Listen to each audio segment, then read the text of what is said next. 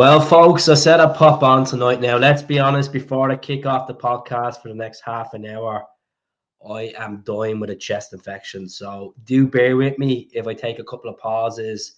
I said I'd come on. I got to keep the views going up. I got to keep you interested into the channel as well. So these are all certainly welcome in. Look at big game tomorrow, 12 o'clock kickoff, Tannadice. Some good moments. Just before I popped on live, I was just thinking about some of the games we've had against Dundee United over the years. That 4-3 game in the 12-13 season in the Scottish Cup, that was unbelievable. At Hampden, the semi-final. I'm just thinking back to when we won the league back in 2008, when Liel Abada scored in the last minutes against them as well. The game before we played Rangers to go top of the league in Angers' fourth season. Some really good moments against Dundee. But I've been pulling out the stats over all the games we played against them over the last 20, 30 years. And you know what? We've been such a superior side against Dundee United in all competitions at Celtic Park, at Tannadice. You just look at it and then you're saying to yourself, Jesus Christ, we should be favourites to do this tomorrow. But it's not going to be a pushover, folks. Not in any ways going to be a pushover tomorrow. How's it going, Craig? How's it going, Paul? How's it going, Hazel? How's it going, Christoph? I just think it's doing the rounds, to be honest with you, folks. And I'm not looking here for any sympathy or anyways, but I just think the chest infection, like I had this 3 weeks ago and I thought it was gone and starting to kick back again. But it is what it is. It won't stop me bashing on. I've 5 more flights to do this week, back and forth between Glasgow and Dublin over Christmas. And yeah, and look at this nice cup of tea. I don't know if you can see this nice mug here. So we'll have a cup of tea and have a chat with you and get you our predictions for the game and the starting lineup as well. If you haven't seen the press conference yesterday with Brendan Rodgers, Brendan came out and confirmed that James Forrest is going to be out for 6 weeks, picked up an injury in the cup final, and Alistair Johnston is going to be out for this game as well, it looks like. And there's been a couple of bugs as well in the team this week. So fingers crossed, we have a strong team. We can go up to Tannadice and put a performance on. And look, they think they're back.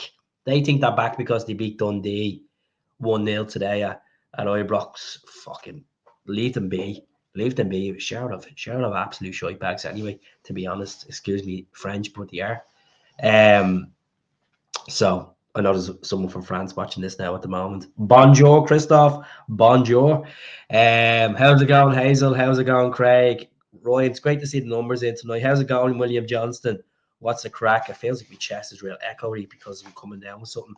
But I won't stop the boy. I won't stop the showstopper. So let's get on to it. Right, I'm going to pull this up, right? This is a website I found just there called Head-to-Head Score. And this is, I'm actually quite surprised with Celtic's record against Dundee United, because Dundee United have been pretty decent against us over the last 10 years. Like, they had a really decent side back in 14 when Jackie McNamara was the manager? Simon Donnelly was the number 2. They had Robertson, Shifty, Armstrong, McCoy Stevens, Rankin. They had a solid team. John Daly, who we all know what happened with him. But let's kick this off, right? Let's have a look at this now. I don't know how accurate these stats are, but I'm quite surprised. Let's go into this. See, let me know in the comments if you can see this okay. If I have to zoom it in. So this is a total matches we played against Dundee United. I don't know how long this is. I don't know if this is complete history or if this is over the last 20 or 30 years. I honestly don't know. So you're looking at league, you're looking at Scottish Cup, you're looking at League Cup, and Dundee United have only beaten us 3 times, 16 draws against us, and 47 wins for Celtic. We've scored 165 goals against them, 49 we've conceded. They have they've scored, obviously. This can't be right. What's this total? 35. So 35 games at Tannadice, 31 at Celtic Park. Just look at all the wins there. So we'll crack on with this, right? So Celtic's biggest win, we were only talking about a couple of weeks ago, was actually the 9-0 game. I thought it was 7-0 for some reason. Could have been 10-0 that day, and that was Ange's season, Ange's second season. And look, it was 4-0 at half time, just to give you a refresher there. Biggest win for Dundee was 4-3, was it? No, it was the biggest win. It was that biggest win at Dundee, 4-3, and biggest win for Celtic. They don't really put that in better level. Hold on. 4-3. Get out of that for a second. I'll look at the comments in a second, folks. It's getting a bit jubbly here. So 2 seconds. We'll go back into this. This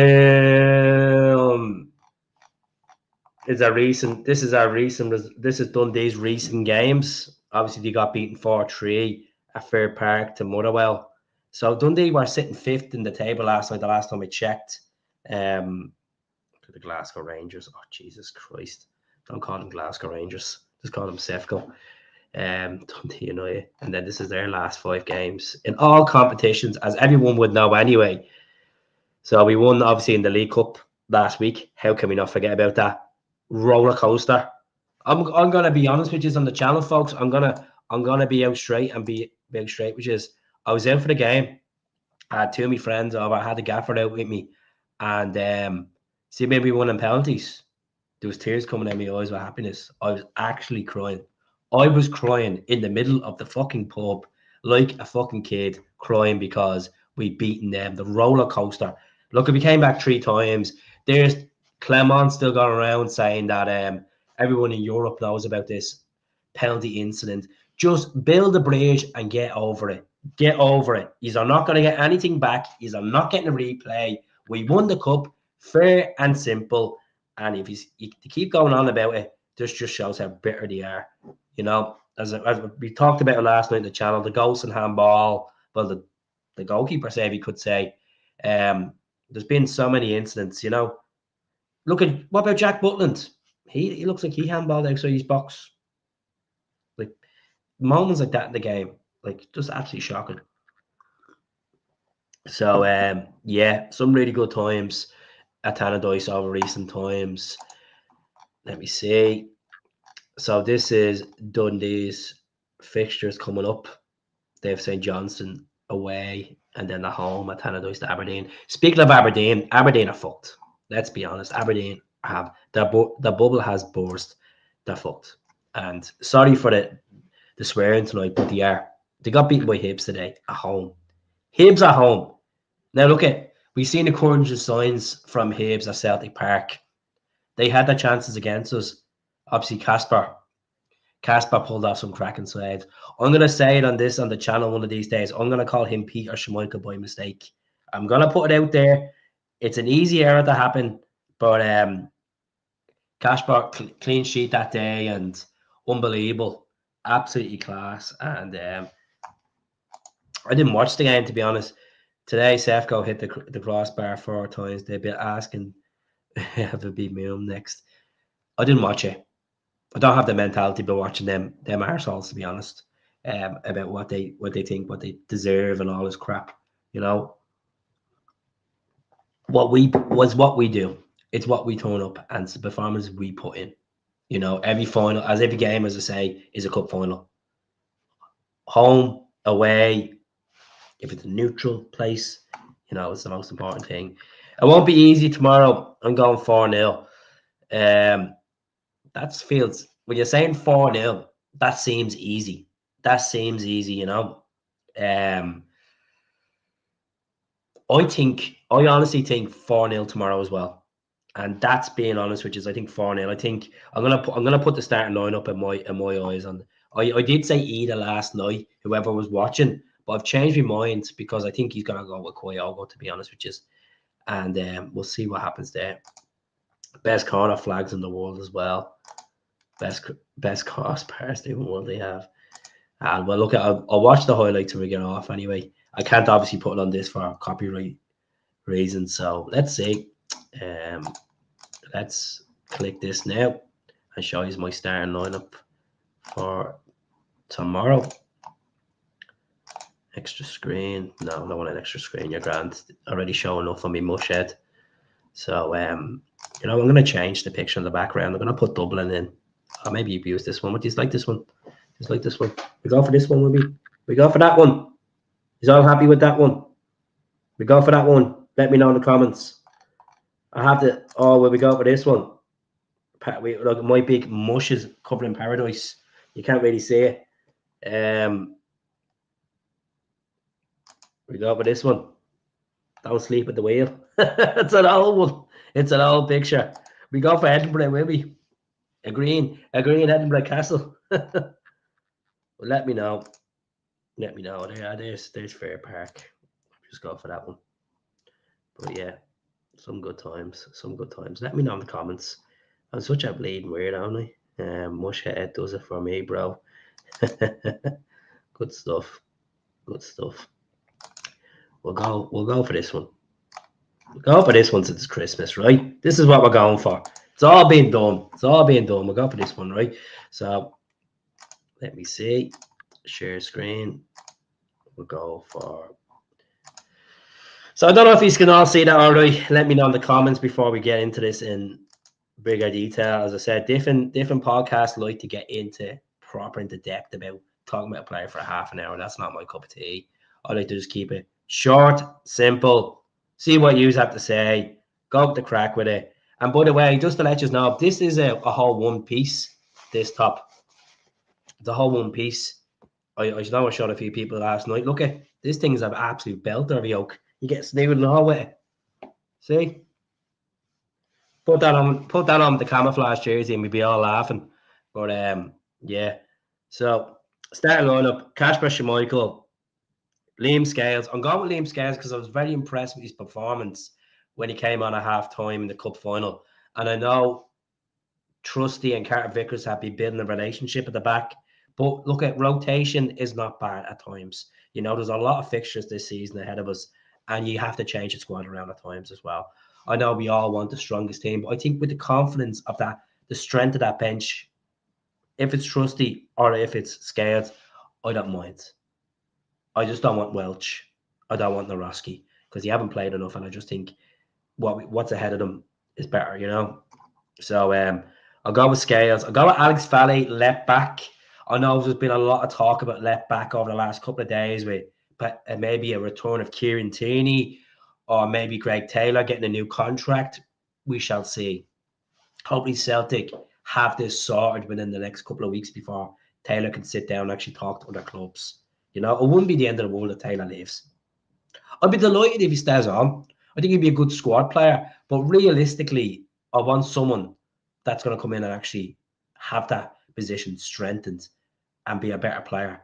I know a lot of you are not happy with the whole Tierney rumours back because he's injury prone, and we'll go through his record on the. I'll pull up the screen. I'll put up his record, and he's got his injuries and stuff like that, just to show you a bit about, you know.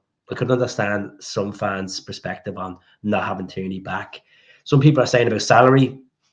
I think Tierney would gladly take, you know, 25, 30 grand, 40 grand, 40 grand pushing to come to Celtic easily. I think if he's a real Celtic fan, he loves his club, I think he'd take it for 25.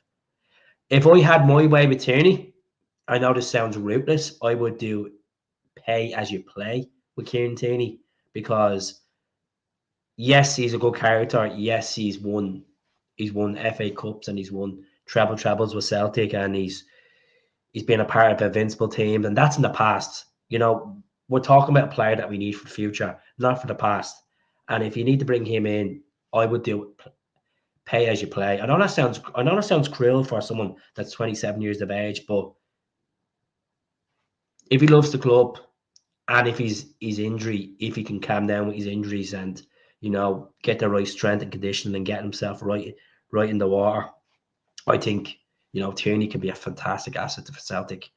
And I know last night I'm talking absolute bullshit when I hear about this, but imagine Jota came back. It's only a question. There's no concrete sources with Celtic and Jota, by the way. I had to put the video out because there was other pages talking about, and I want to give my perspective on it. And I have to say, there was about 10 comments on the video, and a lot of people are 50-50 about if Jota was on the market, would be taken back. Some people are just like, he made his bed with Celtic, he chased the money. It's very hard to turn down 10 times the salary that you're on. Life-changing salary. Yes, he had a nice and green and rosy in Glasgow, and the fans loved him, and he had his own song, and he could have stayed there, and it could have been more history for him in his career. And now it hasn't worked out for him. He done 12 months in Saudi Arabia, and it just wasn't for him, So it'd be mad to think, like, just think about it. Johnston, a fully fit Tierney, a good run Tierney. Like, if we could get Tierney for 38 to 40 games a season, I could accept that. We play around 55 games a season anyway. So we could get him for over 65% of games 65% of games a season. I would be happy to sign Tierney on that. I really would. And I know people are saying, "Oh, you're going back to the old ones. You just want Tierney back so you can wear your 63 jersey." I want Tierney back because of what he brings off the pitch. His leadership, his relationship with Callum, his relationship with Brendan, his relationship with players that he worked with at the club as well, like James and Scott Bain, stuff like that. People need to think in that perspective. Relationship he has with the fans and what he can contribute as a player. He has been in the high-stake matches. He's got his mouth busted up in a Scottish Cup final, went and got stitches done and ran back up them steps at Hampden. This is what I think about Tierney. And I understand the fans that just don't want him back and think that we should go out and spend 7 million on a younger left back. I can agree with that. I can't disagree with that. But if a guy like Tierney comes up in the market, why not? One touch, Christie. One touch, Edward. One touch. Edward. You're talking about chasing money. You're talking about stubbornness. Edward was that player. Edward never chased back. I watched the video on Odds on Edward recently, and when he moved to Palace under different managers like Hodgson and Vieira, he had to chase back. He had to do all the nitty-gritty work. He didn't do that at Celtic. It was handed on the plate to him. He never went past the halfway line. Never. It was he's like a Van Nistelrooy he was at Celtic, just a poacher. And look at, he scored some phenomenal goals for Celtic. But we seen it the season before he left, his head was up his arse and he wanted to move on. Simple as. But I know I'm going to talk about the team there, Love the podcast. Keep up the good work. Look, a shout out to everyone. Shout out to David that messaged me on Instagram all the time. Davis, is it David? I think what's Davis? What Davis' surname? Give me a second, David. You're probably watching this now. Let's give a special shout out to David. What's David? So David 180817. That David with his Mrs. Erin. Shout out to David. David that lives in Paisley. Shout out to you, bud. I appreciate all the nice messages you send me, and appreciate you want me to get Kaiser on the show. We will get Kaiser on the show soon. I know Kaiser's always open to come on the show, and he's always watching, and he's a good guy. There's a lot of good people, good podcast people, and it's as I always say, it's timing with me, folks. I would love to sit here and talk 3 or 4 hours about Celtic, and I love to see fans put me in the ring and throw questions at me and educate me. At the end of the day, I don't know everything about Celtic. So, we learn something new every day. I never knew that. Here's a fact for you, nothing to do with Celtic. I never knew that Hearts were going to buy Hibs back in the early 90s. We were going to take over Hibs. So I watched the documentary the other day. Some random stuff. I never knew that our first ever competitive game at Celtic Park was actually against Renton till a couple of weeks ago. So stuff like that. I know our first ever match was against Rangers and we won that day, but our first ever competitive game was against Renton. So it's always education. It's always education. It's always good to see how you feel. And if you're going to rate this season so far out of 10, I would say probably an 8. I know we've won the League Cup. I know we're doing well in Europe. But I just think there's been a bit of silly errors where we could have put the knife and got stuck in and, beat the likes of Bruges, even though Bruges were organised very well. Could have got result in Zagreb. It wasn't the worst result. This is why I put it down to 8 out of 10. I just felt like it was a slow recruitment, even though we got the players in the door in the last few embers. But I'd love to see more of a better structure with the club where we go out and we actually get players in. And I know it's not that easy where you want to snap a player and give them the money and this and that. And Celtic is a fantastic club to play for, fantastic fans, and you got an opportunity to win trophies. And it's very hard when you're going against competition when you got clubs in England that can offer you 3 times the wages, even though they may not have capacity of even near Celtic Park, may not have European football to attract them. It's Celtic in itself, as Joe Hart says, you can't sell it. It sells itself. It sells itself for its history and its reputation. And what we're going through right now from 2016 up to now has been absolutely magical. Even from, say, Martin O'Neill days, we've had a couple of bad seasons. We've lost the title a couple of times on helicopter Sundays, and we won't talk about that shit. But yeah, we've got to, since Martin O'Neill's time, we've got to a European final. The players that we brought in, the managers that we worked under, who would have thought an Australian guy would have been a manager at Celtic and win the treble? Let's be honest. A guy that I absolutely mocked when he got the Celtic job, and all fair play to the Celtic fans down under that backed Ange. Fair play to you, Yeah, bag the Bear the Bay money. We'll get look at the situation with Bear the Bay, McLaughlin. If we sell Bear the Bay for even we bought him for 4.5 million, we sell him for 5 million. I'd gladly take the 0.5 million, 5.5 off 500,000 grand extra profit on it. I honestly let him go. He has potential, but his attitude stinking. It's like Lewis Palmer. His attitude is absolutely stinking.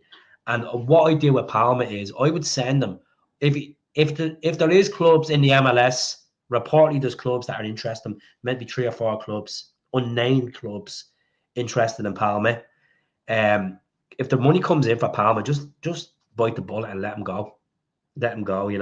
5p. Be looking to get 5p for Palmer, to be honest. See what happens. Brendan knows exactly the quality of players that we need and what positions we need. Someone asked me yesterday in work. Now, he's a Rangers fan. Shout out to Craig. Nice guy. Very, he's not proper blue nose. He doesn't show bitterness. Like, we've talked about the final and we've talked about this and that. And, he's came out and said, Rangers are a better team and all this stuff. And I'm like, man, at the end of the day, you were a better team in 2019. But did you win the cup in 2019? No. Who won the cup in 2019? Celtic won the cup in 2019. Celtic had more possession last week. Celtic came back 3 times. This bullshit of deflections, it doesn't matter. The ball goes in the back of the net. It's about mentality. If you want that cup, even though Callum McGregor has came out and said it so many times, they wanted that trophy. It's all good when you bring 2 trophies back to the trophy cabinet, but you want that other one. You want that one to feel complete. There's no point you going on a holiday and going on the piss and going on the Celtic games but you don't get the all-inclusive hotel. That's not your treble. You've had your double. You've had the crack outside the hotel, but you haven't got the all-inclusive. That's not your treble. So Celtic want to go out and do all of it. And I know this sounds tacky to some of you. I know this sounds a bit over the top when I say this, but Celtic getting into playoff football in the Champions League is a trophy in itself. The money you take from that. Celtic already have made 40 million on Champions League prize money that will hit the bank in the next couple of months from this campaign. And plus we took their TV money as well. But yeah, it's a trophy in itself, folks. I don't know if you want to agree with that or disagree. Getting into the Champions League knockout stages is a trophy in itself. And I know we're talking about positions. We're talking about Johnny Kenny here. We're talking about Balagwisha. Look, the conversation's flowing tonight. I have a chest infection. I'm happy to stay on for almost an hour. Talk absolute shite to you. And don't be afraid to ask me questions. Simple as tell us where you're tuning in. There's 28 people tuning in. All I'm asking is if you could subscribe to the channel if you haven't. It's free of charge. If you want to donate £1 to my channel to help me get better technology, better streaming services, so I can do more stuff on the screen, you are more welcome to do it. Look at charity starts at home. Pay your bills, feed your kids, feed yourself first before you think of anyone else. That's what I always say. That's what I always say. We were born on a charity reputation. We were born on a way of helping each other out, and we'll keep that ethos at the club. And hopefully next year, I'm going to look at the international break fixtures. I'm going to do the sleepover at Celtic Park. If I don't do the sleepover at Celtic Park, I'll do it in Ireland. If it's in the Carlisle grounds in Bray, I love to interact with other Celtic fans and have them conversations. And most of all, help others out. It's a difficult time of the year, folks. Yesterday, I came on the podcast. I lost my grandmother 2 years ago. One of the most important people in my life. I came on yesterday and didn't think about it. I said, you know what? She'd like to see me happy than sit here cry. There's no point crying about stuff. In life, as much as we love people that bring us up and give us moments, people go. People, that time is up, sadly. And we gain people and we lose people. But that's what life is all about, folks. So back to this starting lineup before I start getting into these questions. Luke McCown has to start tomorrow. Luke McCown starts tomorrow. He'll be hungry as hell to return to Dundee. I know this is Dundee United. He played for Dundee FC. To return to Teesside, bang a goal in against them. And let's be honest, he's been cracking player since he came in the door. He has to start tomorrow. He has to, We'll see what happens. Bernardo, look at Rio Atate, hasn't been at the races over the last 3 to 4 games. Let's be honest. Yeah, he scored a penalty against them and blah, blah, blah, and the passion was good. But I bring Paulo Bernardo in. I think Bernardo and McCown and Carl Mack, there's a bit of chemistry there. Brendan tried them out against the likes of Ross County. I know it's a different opposition and it's a different stadium and stuff, but I think there's a click there. We go for that. On the right-hand side, Nicholas Kuhn. We've talked about Kuhn. Kuhnmeister has been absolutely unbelievable. And he probably is the player of the season. Him or Johnston are up there for the player of the season. And I think, you know what? I'm gonna say it now. You know who has a big chance of getting player of the season? Besides Kasper Schmeichel, I'm gonna say Carter Vickers. I think Carter Vickers had to come into his game in the last 4 or 5 games. I think since that Bruges era, he's just gone up another level. And we know what Carter Vickers is made of. We know what he's capable of. We know that Carter Vickers can, look at that clearance the other day. Again, for them on account of that Carter Vickers in. What a man. What an absolute man. Days of Moyeda. I love Moyeda. See when he scored that second goal, that volley, I got so emotional about Moyeda scoring against them. I love when Kyogo does it, but Moyeda is just a different level because I know he lives rent-free in their heads. I know that he's just a hard-working player. He's a big player for the big occasion. He's done it in the Champions League and he's done it in the derbies this season. Moyeda needs the credit. And he had a phase where myself and other fans slated him. I remember that Livingston game. I remember the Kilmarnock game in the League Cup last season, and he was just brutal that day. Gets the ball, he could have counter-attacked, he tries to shoot. Oh, Days of Moyeda has been an absolute servant. And I get the fear of Moyeda leaving Celtic. I don't think it's going to happen anytime soon. I think we enjoy having Moyeda. I mean, mate said to me the other night, he's like to me, you need to go back into that Japanese market, start getting more players. I goes, it's hard. I was like, Dave, it's hard because we don't have Ange there anymore. It's hard to identify cracking players in that market. It was a goal of mine for Celtic. Yes, we had a few of our players like Ideguchi and Tomoki's playing well for Birmingham in League One, and the likes of Kawabashi that didn't work out. But you got the likes of Rio, Kyogo, Dazen has been absolute unbelievable. But yeah, I'll go for Dazen on the left. With James, he's injured. Lewis Palmer, not none touch him. And then up front, Kyogo. So that's my team I'd go for. Strong team. I know we're going to wear the hoops tomorrow, but I thought it'd be different and put the camouflage jersey on for the laugh. I would love to see us wear it. I don't know when we're going to wear it, to be honest. So, yeah, let's get the comments in. Someone asked me, this is a good one. How's it going, Dom? I hope you're well. Air recruit models rules out KT and Jota, doesn't it really, Keith? Not necessarily, because Brendan came out and said that it's not always about the age. It's about the experience. It's about what the person can bring to the team. It's the personality as well. It's the personality. Our model is to buy someone for 2 million quid and sell them for 10 or 12 million or even 25 million. It's been like that under Lawwell. And I think circumstances like this, if you want to bring in Jota, now, as I said, Jota's not heavily linked with Celtic in any way, in any form, but he will be linked with us over the next couple of weeks because report in France, Christophe will tell you, one of the biggest French magazines, L'Equipe, if I pronounce it right, Dave came out and said that Rennes are willing to let him go. They're willing to listen to offers. He's only played 9 games for them. So we'll see what happens. We'll see what happens with regards to Jota. I'd like to see him come back. I'd rather have Jota than Palmer, let's be honest. You know, if Jota needs to make a point to Celtic fans, let him be a squad player. Yeah, that's the one, Christoph. Thank you very much.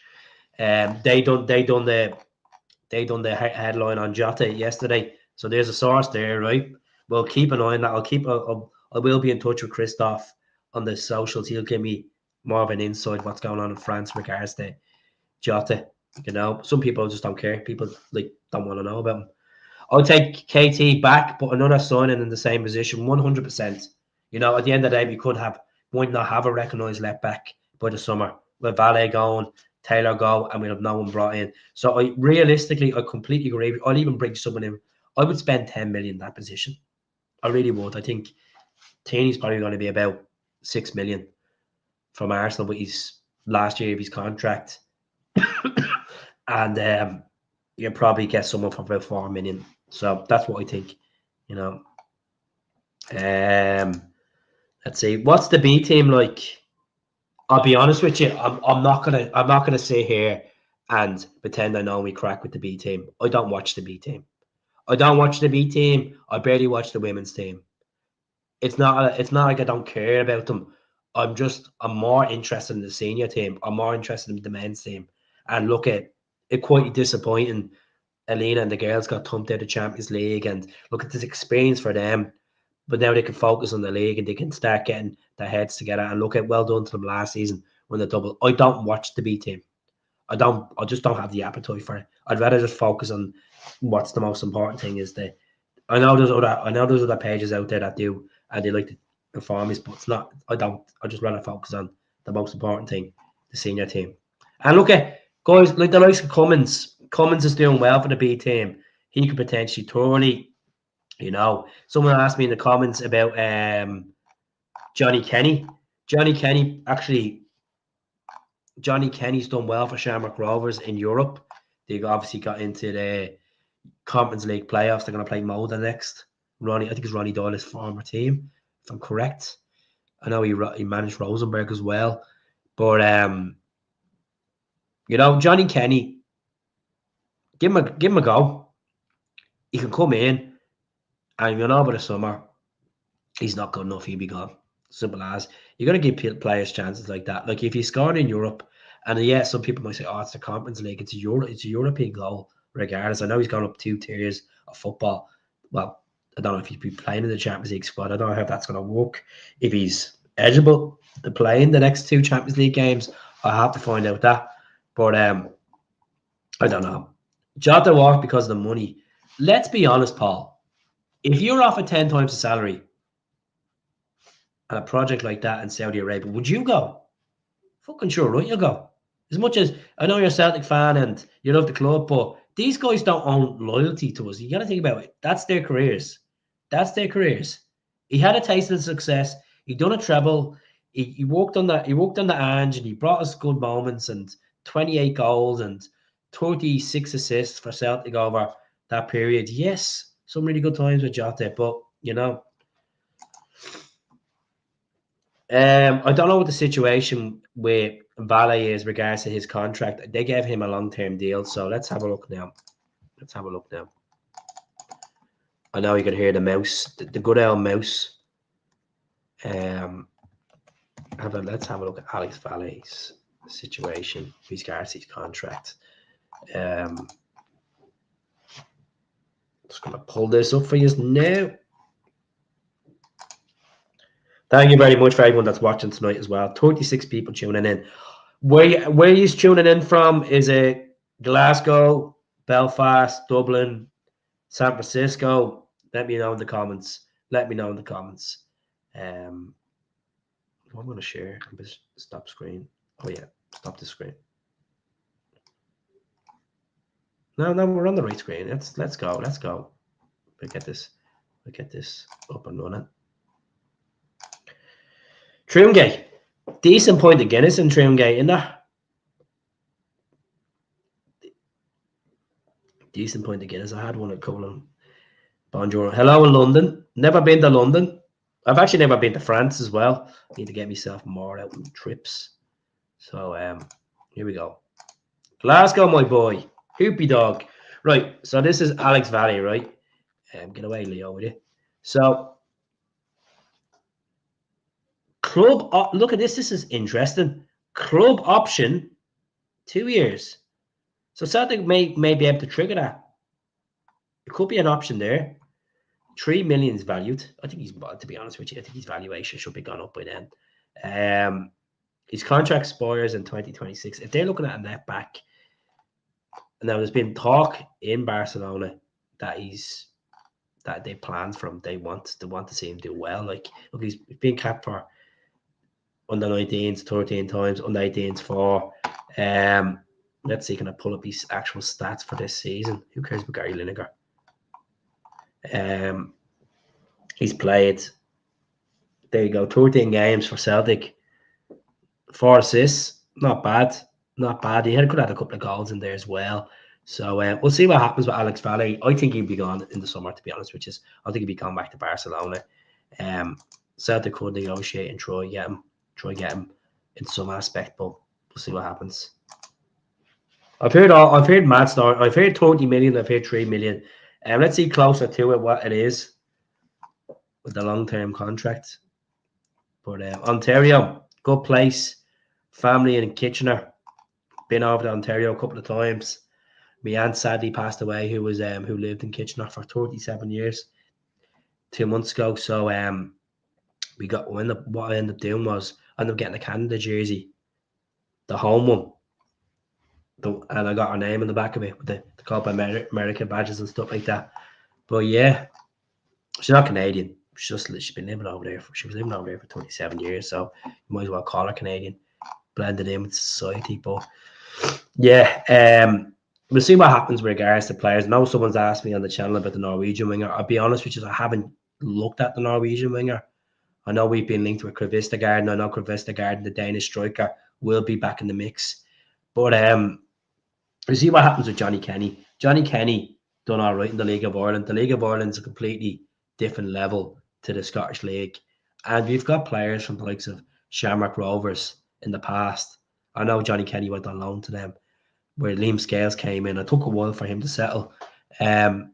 Celtic might give him a run in the Scottish Cup against Kilmarnock in a couple of games, and then if they feel like he's not at that level, they might send him on loan again. Maybe to an actual Premiership team, not a Championship team where he went on loan to, I think it was Queen's Park. We know he's running like a bleeding the river. Yeah, I seen Josh Brownhill. They've been talking him going to Italy and Saudi Arabia as well. Brownhill looks like a decent player. I think is he 24? I could be wrong. Let's have a look now. Have a look at his Brownhill. Let's have a look now. Did I spell that wrong? I spelled that right. What's the hell? Typical. I forgot to put the N in Brownhill. Look at me. Ah, there we are. 29 he is, not 24. It's 29. What the hell am I thinking? 29. Like, you have a good point here. Like, some are saying he's a question about taking a 29-year-old, and Tierney's 27 with injuries. He has 6 months left in his contract. Would I take Josh Brownhill? I looked at a few of his highlights and his goals and his assists. Like this season, right? Let's just put this up on the screen here. Yeah, has Nakamura had a kid yet? Yeah, probably real. Let's see. So let's pull this up here. So this is Josh Brownhill's. He's 29 years of age, so his birthday was yesterday. And this season, he scored 7 goals, 2 assists, 21 appearances. Not bad for the Burnley captain. They're pushing to get promotion. His valuation's 13 million. It won't be a bad signing, to be honest, which is won't be a bad signing in general. I think look at the amount of minutes, 1,700 minutes as well. I'd take him, but I wouldn't if he's a free agent, I think we'll get him. I don't know if Celtic will put a bid in the January window for him, you know. He's not too old, he's only 27. Tierney's only 27. He still has another 3 years in his career. But the thing about Tierney is, as I said, it's the injuries. We'll look at Tierney's injuries, and it would put you off, to be honest. If you're looking at this, it'd be like looking at a CV and you're like, oh, this person's constantly sick. You know, how could we employ this guy for a job? Yes, he had good records in previous jobs, but same time, his attendance record's not great. You know, you got to look at that perspective. But Tierney has a merit on it himself for the amount of trophies won with Celtic, the success he had with Celtic, the team he was in, and plus he's worked under this manager as well.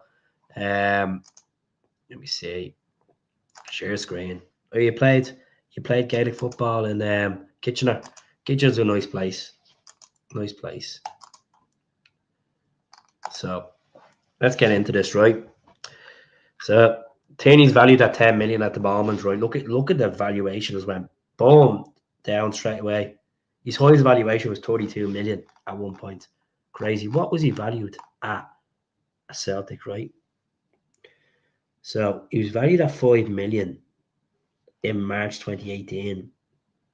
Then August 2018 went up to 12. Then January 19, 12.5.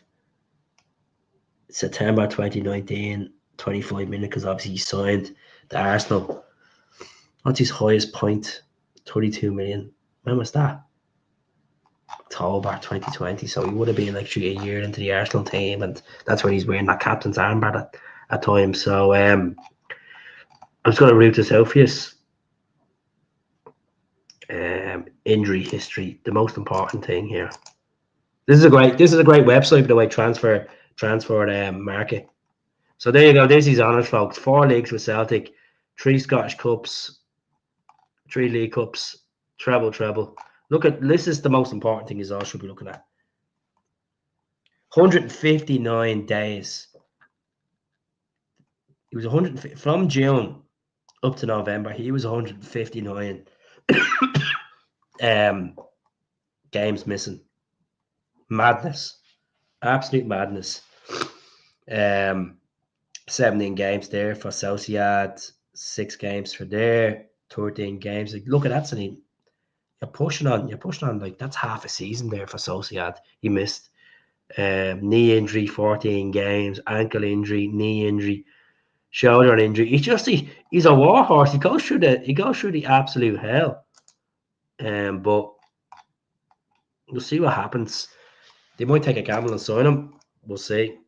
His average missed per season.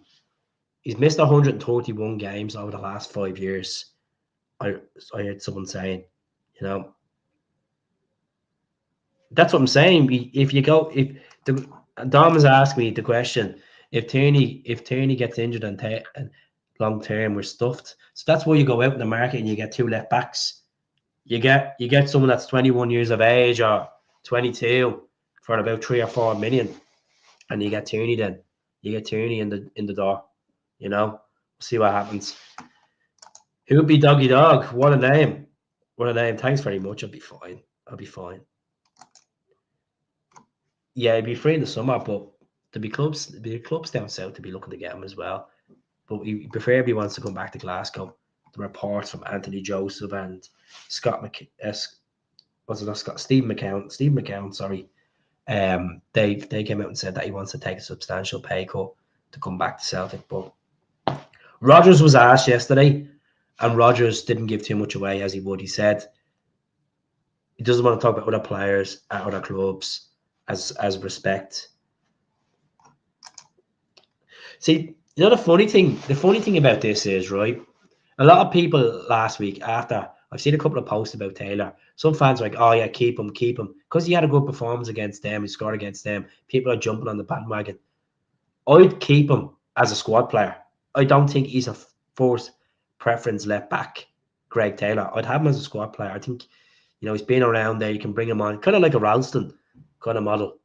You know, I wouldn't be guaranteeing him a good contract. I'd just give him about 2 or 3 thousand more that he's on, not 2 or 3 million, 2 or 3,000 more that he's on. And then if he doesn't want that, look, he's 27 years of age. This is probably, you know, he's the best kind of peak deal he can get. So we'll see what happens. 24 big games he's managed with Valley. We could develop the rest of the season. We'll see what happens with Valley. That's it. And look at Brendan's came out and said that he wants to keep Taylor at the club. He enjoys working with him. And he seemed like he seemed a bit emotional talking about him when he's in the press conference saying, you know, he's been a good player to work with on and off the pitch. So we'll see what happens with Greg Taylor. Look, Greg Taylor goes since the pre-contract. I just don't want him going down the route that David Turnbull done. You know, David Turnbull scored some goals for Celtic, but his stubbornness was fucking atrocious. It's like he didn't want to be at the club at times. Like, I remember standing there after the St. Mirren game, waiting for the players to come, and he just fucking went straight. He just went straight. He didn't stop and sign an autograph for anyone. Like, that's not the type of stuff. That's not the type of stuff you want. I understand the Asian guys, like, the lads are getting mobbed with the fans, but come on, David Turnbull, I'm glad he went. And yeah, he scored some good goals for Celtic and good moments, but no, it's the personality. If you're too quiet and you're not, you know, like at one time I'm saying to myself, would David Turnbull be a future captain for Celtic if he gets himself together and, you know, starts putting in? But no, it wasn't meant to be. And he went to Cardiff and he scored a couple of weeks ago. I think he scored one of his first goals for them. So yeah, all the best, David. You know, part of the past now. And some people might say in the podcast, Tierney's part of the past. Jota's part of the past. We'll see. We'll see what happens. We'll be linked to a host of players in this window anyway. So just to recap, starting lineup: Cashbar, Ralston, Valle, Scales, Carter Vickers, Callum McGregor, Luke McKeown, Paulo Bernardo, Nicholas Keown, Kyogo, and Maeda on the left. I'm going to go 4-0, folks. 4-0. I'll go try and get on tomorrow. It just depends on how I'm feeling. This is a bit rough at the moment. So if my voice is grand, I'll get on. I'll get on before the game and do a pre-match chat. And yeah, we'll take it from there. But thanks very much for everyone that's watched tonight. Thanks for everyone who regularly watches. Thanks to everyone who has subscribed to the channel. And if you don't get back on and watch it before Christmas, I hope you all have a great Christmas. We have Motherwell on Boxing Day, or Stevens' Day, you want to call it. And then we have St. Johnson as well. And then we're off for a Glasgow Derby, I think, soon after that as well. I think St. Mirren in there as well, fitting in there as well. So appreciate talking to you all, folks. Good night. God bless. And I'll leave you, as usual, with the meltdowns from last season.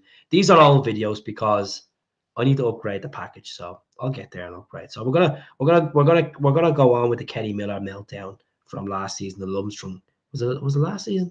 Yeah, it was last season. The Alistair Johnson red card. No, Lundstrom red card on Alistair Johnson. It's a red card in this day and age when you slow things down and you put the point of contact and again John Lundstrom's foot's planted right against the side of Alistair Johnson's leg. But what I would say is, had VAR been there, nobody's moaning that that's not a red card. It was a yellow card. There's no doubt about it. So I understand why it's a red card when you see it in real time. Yeah, it's fast. Kenny, I always say this: football, that's you need a red to. Card, mate. Well, come on, hang fire, James. I've just gave you the reason why I don't think it's a red card. It's a red card. It's a yellow card for me. VAR comes in, intervenes, and it's clearly when it slows that down. It's always going to be a red card when he gets called to the monitor. Had it not been VAR, nobody would have asked for that to be a red card. That's a red card in the 1970s, Kenny. Absolutely not, Chris. That is not. I think you need VAR to see the point of contact. I know you're speaking about slowing it down, but when you see it full pace, he catches him above the ankle. He's out of control. Yeah, but that's what I'm saying. He's endangering an opponent. He's not out of control. Of course he is. No, he's not. He's running fast to go to a ball. Yep. You need to run fast. No, and he's allowed to slide, and he's allowed to run fast. He's not allowed to put his studs on above his ankle. But that's not out of control. Of course he's not out of control. So he meant it then? What, he meant to kick Alistair Johnson? Absolutely not. He meant to go and win the ball. Alistair Johnson plants his foot. He's not out of control. He is not out of control. Listen, this day and age, with VAR, slow down, that is a red card. I get it. But for me, if VAR's not there, nobody's moaning that's not a red card. The heat's getting to Kenny. Absolutely not. Do this one as well.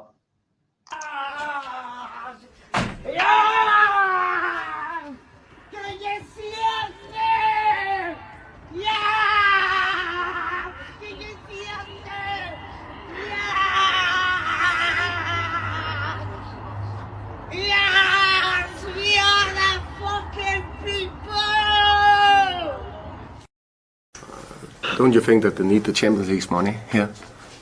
I think so. I think they need that. I think that's a good answer, isn't it?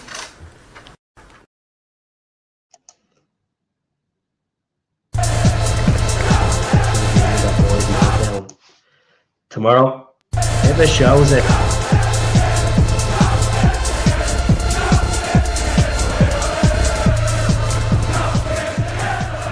Leaves or Hattati leaves, and I mean that's been the rumours. But you can't just go and spend money to bring them in. You know they might not go, and nobody's going to come in that's better than them right now. So I mean I think when you look at the performances James touched on there, the pre-season ones have been they've been really good. The calibre of teams have been up against. Even the opposition benches, I've noticed how good Brendan's teams are. It's a similar team to what he's built in the past, and I think that there's definitely a feel-good factor around Celtic right now. They were able to get over the line. James said they finished the season very strongly. There was bumps in the road, but that's always going to be the case. But Celtic are heavy favourites going into this this new season, and rightly so. Are you confident they can equal that 55 titles this season? Definitely. I mean, especially when the season started for Rangers straight away, dropping 2 points yesterday. Celtic have got to be confident that they can do it again. But listen, it's you just never know. It's too early to start making predictions.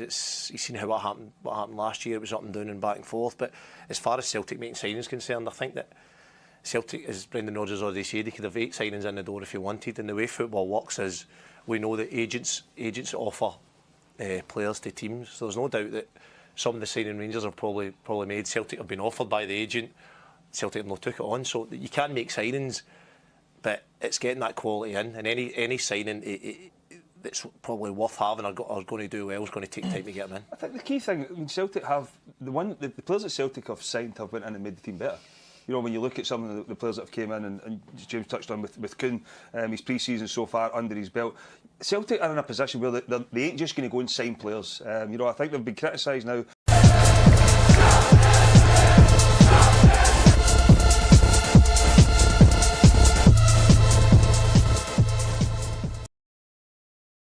It's not been good enough. I mean, you might be winning games of football. Rangers never dominate any game, never. There's no intensity in the play, there's no sharpness, they don't create anything. It's more hope that they're going to score a goal. The substitutions don't impact games. They are miles off it. And everybody thinks, oh, here he goes, he's having another goal, he's having another run. It's the truth. And the sooner people realise that this ain't working, the better. Why are they so far off the performances that they need to come to places like Kilmarnock and take all 3 points back down the road? I don't know. As I said, you got a lifeline yesterday. You look at it and you think to yourself, right, okay, there's a chance to get yourself back in a title race. It's not a surprise, that result today. We said it at the top of the show. I mean, Kilmarnock are a physical team, they'll cause you problems. Rangers, there's just nothing. You look at Cyril Dessers, and I know it'll always fall back in the striker in terms of scoring goals. He's going to be the one that's criticised. The chances, he doesn't really get anything created for him either. We speak about Bajrami, and there's glimpses he comes in, he looks good. Cherny might look good. They don't create anything. But can you? Before I leave, that question, do I think he'll extend his contract past the third season? I don't think so. I think he just wants to come in and do his job. 3-year deal. It just depends. It just depends on the Champions League progression next season if we get into the Champions League, because there's going to be qualifying rounds. It just depends if he gets more of authority with transfers as well. It's very hard to say now, but right now at this moment in time, I just think he just do the 3 years and he'll probably leave after the 3 years. And he seems pretty happy in Glasgow. Seems like he has his property portfolio in Glasgow. Obviously, his kids are in school in Glasgow. His wife seems happy. He seems like he's happy working with this crop of players. He's winning games. He's winning trophies. No reason for him not to extend his contract, but we'll see what happens. See what happens with regards to Brendan. But I just want to say thank you very much to everyone that tuned into the podcast tonight. And once again, I apologise if I sound like Death Valley. Just a bit of a chest infection coming on. So I'll leave it there, folks. I'll be back tomorrow, some capacity. Speak to you all soon. Good night. Hail, hail.